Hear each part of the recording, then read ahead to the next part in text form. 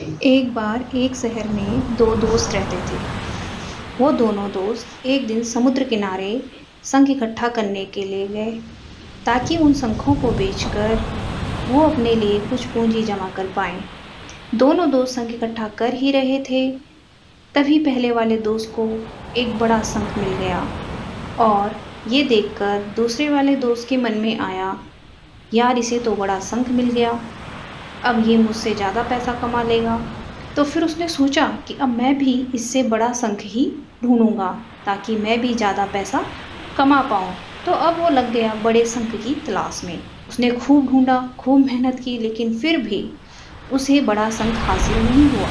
और उस बड़े शंख के चक्कर में उसे जितने भी छोटे छोटे शंख मिलते, उन सारे शंखों को उठाकर फेंक देता।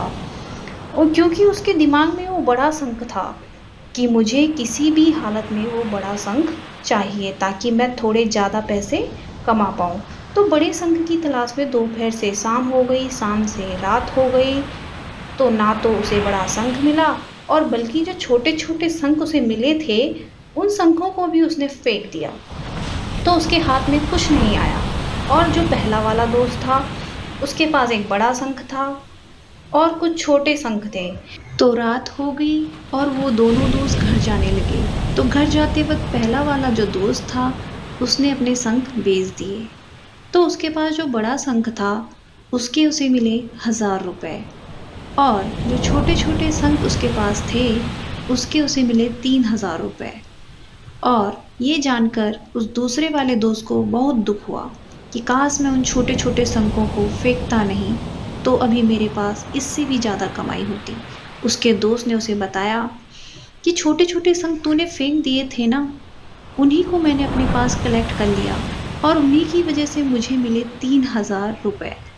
और ये जानकर वो दूसरा वाला दोस्त और भी ज़्यादा निराश हो जाता है। इस कहानी को बताने का मेरा मकसद बिल्कुल साफ है कि हम बड़ी बड़ी चीज़ों के चक्कर में कई सारी छोटी छोटी चीज़ें, या फिर ये कहें कि कई सारे छोटे छोटे मौके हाथ से गंवा देते हैं। हम हमारी डे टू डे लाइफ में भी कई सारी छोटी छोटी चीज़ों को इग्नोर करते हैं, लेकिन ये बात आपको जान लेनी चाहिए कि ये छोटी छोटी चीज़ें आगे जाकर बहुत विशाल रूप धारण कर लेती हैं।